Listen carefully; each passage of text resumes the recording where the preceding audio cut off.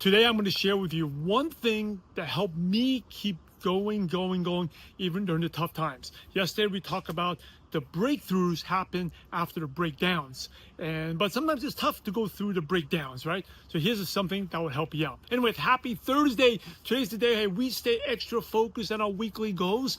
I know there's days when we got a lot of stuff going on. You may have a lot of summer stuff. I know for me, I got the kids, the baseball schedules. But hey, we have those. Go back to the goals you set on Monday. And hey, and that should keep you on track on what you do. Remember, we're not just working hard, you're working smart. And I did a coaching session to a group of people for attraction marketing yesterday, great group, and was teaching them one of the key words that you need to do is to say no. The most important word for the entrepreneur is to say no, because we have unlimited ambition, but we have limited time, right? So as long as you keep saying yes to everything, you want to do everything at once, you're never going to be good and master at what you do. And you're also never going to stay consistent. So focus on one thing at a time.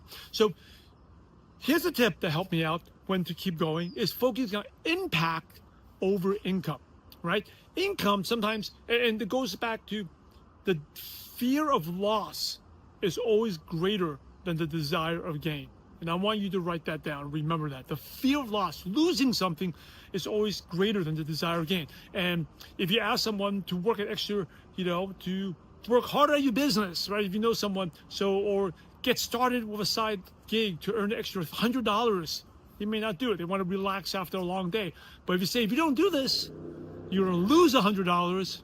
They'll probably get off the butt and do something, right? The fear of loss is always greater than the desire of gain. And so the fear of living a life that's of no meaning, when one thing's guaranteed, our time in life will go. When our time is over, what's the impact and what's the legacy you're going to leave?